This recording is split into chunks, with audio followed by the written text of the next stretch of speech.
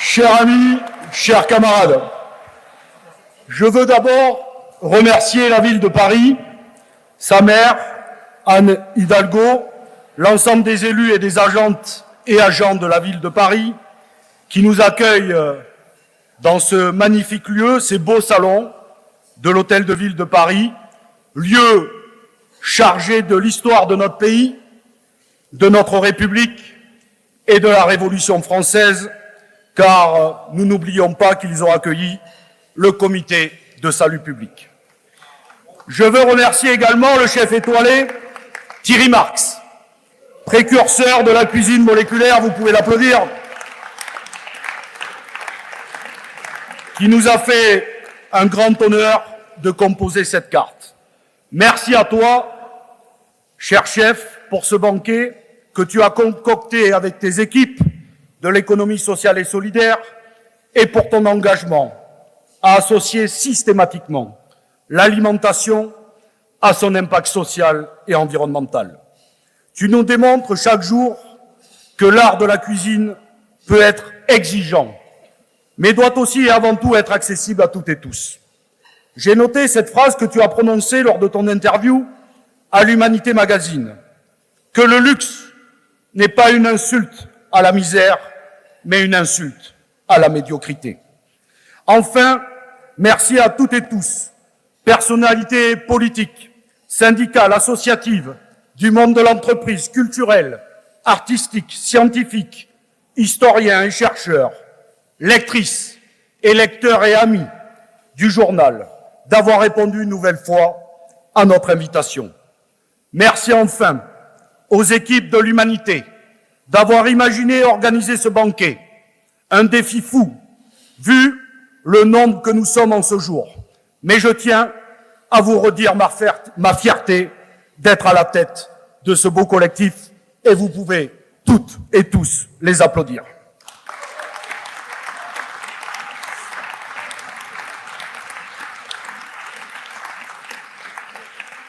Il y a 120 ans et 2 jours, Jean Jaurès, député, journaliste et président du Parti socialiste unifié, lançait l'aventure de l'humanité avec l'ambition de participer à sa réalisation pleine et entière. Sur ce chemin, tout au long du XXe siècle, il y eut des victoires remportées par le mouvement ouvrier progressiste, des victoires éclatantes, car arrachées aux tenants des forces du capital, toujours par la lutte, la grève, les manifestations, des droits fondamentaux pour chaque travailleur et travailleuse, essentiels à notre modèle démocratique que certains à droite rêvent de limiter ou d'interdire. Certes, il y a aussi eu des échecs et des résistances vives des forces de l'argent, car, il faut se le rappeler, nous ne luttons pas avec elles à armes égales. Ces forces de l'argent, dont le seul objectif n'est que d'accumuler les richesses au détriment de la nature et du vivant. Enfin, ne passons pas sous silence. Il y eut des erreurs qui auraient pu enterrer toute idée même de dépassement du système capitaliste. À la fondation de l'humanité, comme à la veille de son assassinat, par un nationaliste d'extrême droite, Raoul Villain, Jean Jaurès, nous alertait sur les dangers de la guerre. Cette menace plane toujours sur les peuples. La guerre et son cortège de morts, de blessés, de mutilés, de destruction de bâtiments comme de notre écosystème, de chaos, de famine, de misère et de déplacés. Elle frappe la guerre, toujours les peuples, les classes populaires, et plus violemment encore, la jeunesse, toujours envoyée en première ligne, comme chair à canon au combat. Avant la Première Guerre mondiale, les cibles directes étaient des militaires. Aujourd'hui, les victimes sont essentiellement des civils, et en particulier les enfants. Cette guerre est partout, sur tous les continents, en Ukraine, au Soudan, en Palestine, et menace dans la zone Indo-Pacifique qui pourrait demain devenir une zone d'affrontement mondial entre superpuissances surarmées. Je réaffirme qu'à l'humanité, nous n'avons pas d'indignation à géométrie variable. Nous sommes solidaires du peuple ukrainien qui vit depuis des ans l'agression du gouvernement russe au dessein impérialiste et une occupation mortifère, tendant à éliminer l'idée même d'un État souverain et libre. Nous sommes solidaires du peuple cubain contre le blocus américain et je tiens à remercier Monsieur l'ambassadeur de Cuba d'être parmi nous. Nous sommes solidaires des Kurdes dans leur combat pour la liberté et contre le terrorisme et je remercie nos amis d'être ici présents. Nous sommes solidaires des femmes iraniennes qui combattent l'obscurantisme religieux, comme de toutes les femmes qui luttent à travers le monde pour leur liberté et en premier lieu, la liberté du droit à disposer de leur corps.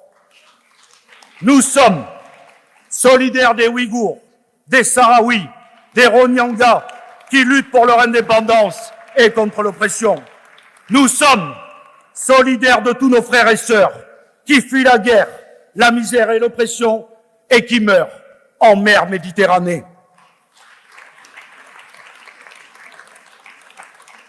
Enfin, nous sommes solidaires du peuple palestinien et je veux remercier notre ami Allah d'être avec nous cet après-midi.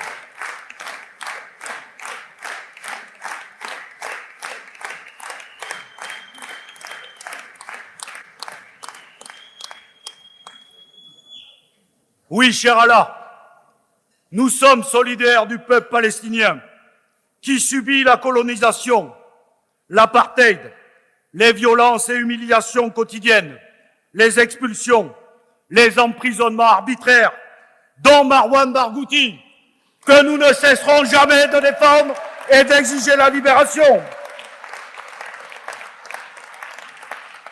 Et enfin, vous subissez un nettoyage ethnique et un risque plausible de génocide dans la bande de Gaza, comme l'a affirmé la Cour internationale de justice. Nous redisons ici, tous ensemble, que nous exigeons un cessez-le-feu immédiat, la libération des otages et des prisonniers politiques, l'entrée des convois humanitaires et évidemment que le droit international soit enfin respecté par le gouvernement israélien pour assurer la sécurité de toute la région.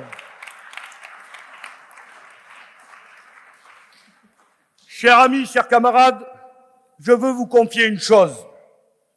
Je suis militant communiste depuis près de 20 ans et militant pour la Palestine depuis bien plus encore. Mon engagement communiste est consubstantiel à mon engagement pour la fraternité humaine, la paix et le combat palestinien.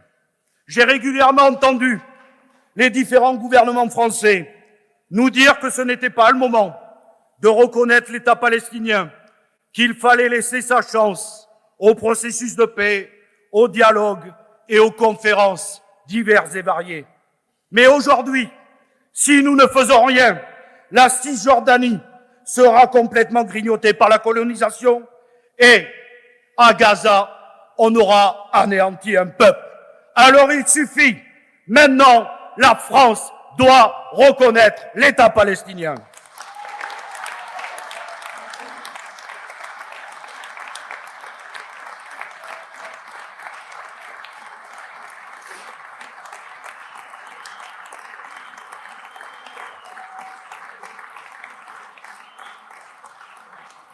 Désormais, ces guerres prennent un nouveau visage, avec des engins conventionnels de plus en plus lourds et sophistiqués. Les bombes se larguent par drone et les batailles se mènent aussi sur Internet, avec les cyberattaques ou les fausses informations distillées par les réseaux sociaux à l'aide de puissants algorithmes. Ces guerres hybrides nous font courir des risques immenses de conflits à nouveau généralisés, d'autant plus que 9 nations possèdent encore 1200 têtes et ogives nucléaires qui, en un instant, pourraient effacer une bonne partie de notre humanité. Je pense qu'il est temps de remettre en route un grand chantier, celui de l'éradication de l'arme nucléaire militaire, en exigeant de la France la ratification du traité de Tian. La paix doit redevenir un projet politique pour les peuples qui ne peut se résumer à une absence de conflit armé. La paix véritable, comme le concevait Jean Jaurès, c'est un projet de sécurité humaine dans tous les domaines. Un projet de coopération entre les peuples et non de domination de quelques superpuissances qui se remilitarisent et veulent mener des guerres économiques et financières en asphyxiant les peuples par l'inflation ou par une concurrence exacerbée, au moins, disons, sociale et environnementale. C'est un projet qui met en son cœur le partage du pouvoir, des savoirs et des richesses. Un projet qui impose l'appropriation des moyens de production par les travailleurs et travailleuses eux-mêmes et qui s'attaque de fait au cœur du système d'exploitation et d'aliénation qui veut s'accaparer la plus-value issue du travail de toutes et tous au profit d'une petite minorité. Il faut en finir avec cette folie où un seul homme peut toucher 36 millions d'euros de rémunération en faisant travailler des ouvriers au SMIC sur une chaîne de production, comme au scandale planétaire où seulement 9 milliardaires possèdent autant que la moitié de l'humanité. Tout est une question de choix politique. Savez-vous que si nous récupérons 10% des dépenses militaires mondiales, nous pourrions éradiquer la grande pauvreté sur Terre en moins de 10 ans. Enfin, c'est aussi un projet de mise en commun qui extirpe nos biens communs, comme l'air, l'espace, l'eau, l'énergie, mais aussi la santé et l'éducation, des griffes du marché, et qui place en tout état de cause l'intérêt général et collectif au-dessus des intérêts privés, particuliers, partisans et du pouvoir de l'argent. Ce projet, nous le nommons pour notre part communisme, et nous sommes prêts à en débattre avec toutes et tous, y compris avec celles et ceux qui lui donnent un autre nom. Ce projet est d'une actualité criante et urgente, car une autre menace pèse sur notre humanité commune. C'est celui d'un cycle infernal dans lequel nous entraîne le réchauffement climatique. Le capitalisme, la course au profit et à la suraccumulation des richesses nous conduisent collectivement dans le mur. Il y a une urgence face à ce défi existentiel, cet enjeu d'humanité. Ce sont des pans entiers de notre biodiversité qui s'effondrent. Toutes les limites planétaires sont dépassées. Les pollutions de l'air, de l'eau, du sol sont installées pour des millénaires. Et les maladies comme les cancers se démultiplient. Des zones entières sont en train d'être rendues invivables, car devenues trop arides ou sous les eaux.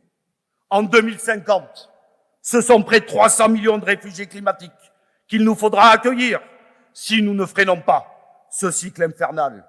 Il est donc urgent de modifier radicalement nos manières de produire, mais aussi d'identifier nos besoins, nos modes de consommation et nos mobilités, et d'apprécier plutôt le train, puisque j'ai beaucoup de cheminots devant moi, plutôt que la voiture individuelle, et de se réinventer en relocalisant et en s'extrayant du dumping encouragé par les traités de libre-échange.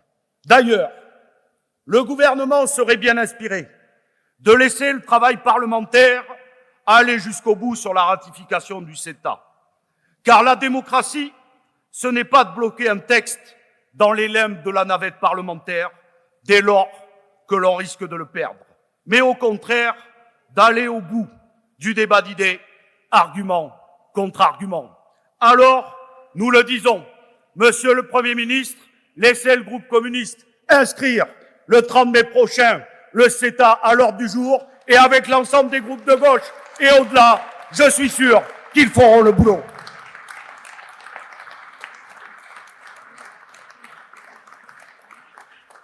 Oui, il est temps de changer radicalement notre système économique et financier pour le mettre à profit du vivant et de la planète.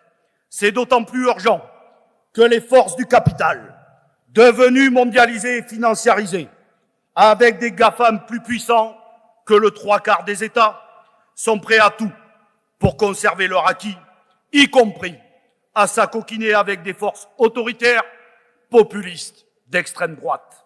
L'alerte doit maintenant être généralisée. La percée est mondiale, sur tous les continents, et la menace brune s'étend de l'Argentine à la Hongrie et se fait plus pressante encore par la victoire de Meloni. Je le dis ici, faire l'autruche, ne rien dire pour les faire monter, est une stratégie vouée à l'échec. En France, depuis l'accession de Le Pen au second tour de la présidentielle, l'extrême droite s'est d'abord dédiabolisée avant de se banaliser pour enfin maintenant se normaliser. La droite, dite républicaine, du ministère de l'Identité nationale, dont nous n'avons rien oublié et qui restera une meurtrissure à vie, jusqu'aux lois immigration, dont la dernière, ont validé les thèses mortifères faisant de l'étranger un bouc émissaire de tous nos maux et pire encore, un ennemi de notre République. L'extrême droite a beau porter des cravates, elle reste fondamentalement anti-républicaine. Elle a beau dire qu'elle représente le peuple, elle nie en réalité la démocratie sociale et les organisations syndicales qui le représentent. Elle a beau dire qu'elle est laïque, elle peine à cacher sa haine profonde des musulmans et son antisémitisme, qui reste toujours son ADN. Bref, l'extrême droite restera toujours l'extrême droite. Alors, pour répondre à tous ces enjeux existentiels, les forces de progrès social et écologique, syndicalistes, associatives, n'ont besoin ni de raccourcis, ni de chamailleries, ni de mensonges, mais de débats d'idées, de confrontations saines, de projets et d'actions. Il nous faut bâtir et forger une perspective qui redonne l'espoir de réaliser, ensemble, cette humanité pleine et entière, comme le voulait Jean Jaurès. C'est pour cela que nous voulons, 120 ans après, continuer à lutter humblement, mais énergiquement. Au moment où les milliardaires jouent au bonneteau avec les titres de presse, et je veux apporter ici notre soutien aux confrères et consoeurs de Marianne, comme à celles et ceux de BFM et de RMC. Nous continuons à faire vivre l'humanité. Un journal militant, engagé, communiste, un journal qui se veut un espace de dialogue ouvert à toute la gauche sociale et écologique, aux forces syndicales et associatives, au monde de la création culturelle et de la recherche scientifique.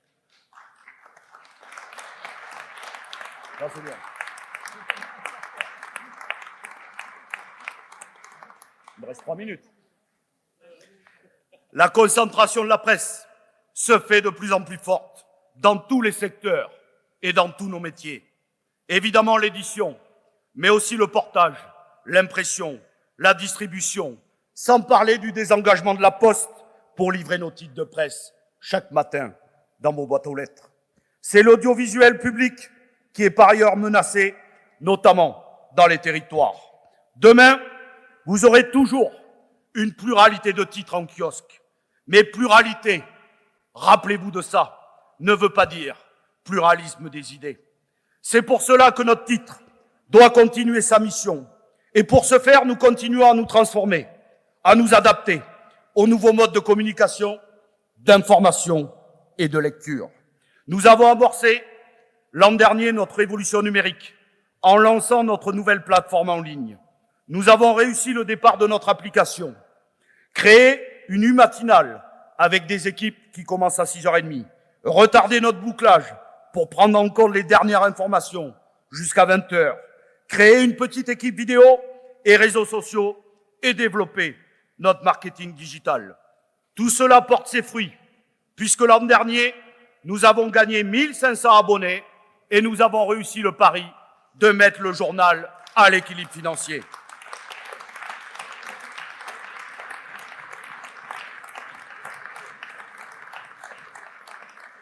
Mais cela reste fragile, car le monde de la presse évolue vite.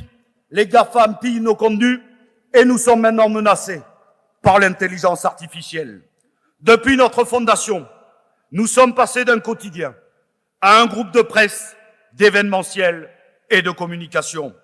Malgré toutes ces évolutions et révolutions, à travers le siècle notamment, ces derniers temps, notre but premier, celui de Jaurès, n'a jamais dévié. Il est de continuer chaque jour à vous informer avec de l'information fiable et vérifiée, avec des enquêtes approfondies, des révélations sociales et surtout à vous mobiliser pour agir pour la paix, la justice sociale et écologique, pour l'égalité entre tous les êtres humains et combattre toutes les discriminations.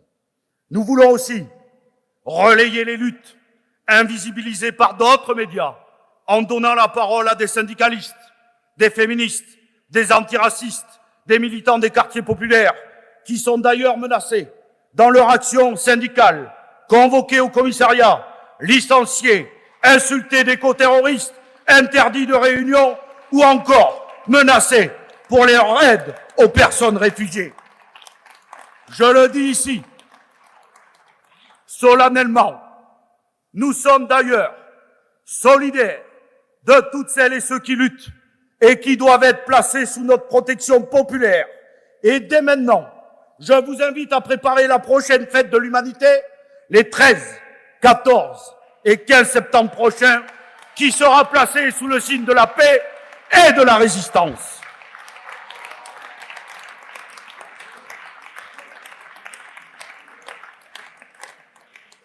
Partout où la politique libérale et autoritaire du président Macron voudrait menacer l'un des nôtres, nous répondrons toujours présents, sans exclusif, pour faire corps à ses côtés. Nous voulons aussi permettre à chaque lecteur et lectrice de se forger une opinion libre de la marche du monde, en découvrant et en confrontant les points de vue avec des arguments qui ne peuvent se résumer à un tweet. Bref, nous voulons faire la promotion de la lecture pour s'émanciper. L'humanité a une riche histoire.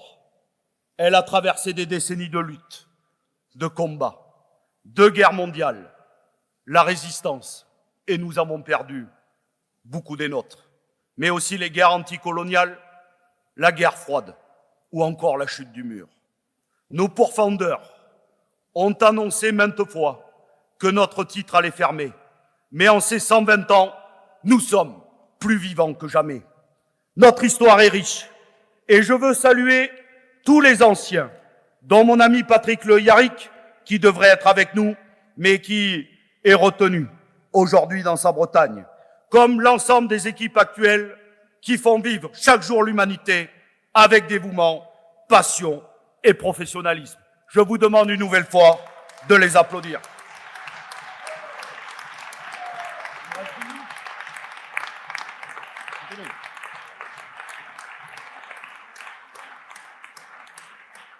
Je conclus en vous disant que ce journal est plus qu'un journal. Il est une aventure unique. Il est unique car il a fait de chaque lectrice et lecteur des acteurs et des actrices de son histoire. C'est pour vous et grâce à vous que nous travaillons et que nous vivons. Par l'abonnement, par le don régulier, par la diffusion du bon de soutien ou avec les CDH, et par la construction et la tenue de la fête chaque année. Vous êtes des parties intégrantes de notre histoire commune. Alors une nouvelle fois, mille merci à vous de répondre toujours présent à nos appels à la solidarité et à l'action. Ce titre est le plus beau nom que l'on pouvait donner à un journal, mais c'est aussi une exigence au quotidien qui nous oblige. Et nous essayons d'en être dignes tous les jours. Vive l'humanité et vive les lectrices, lecteurs et amis du journal L'Humanité. Merci de votre écoute.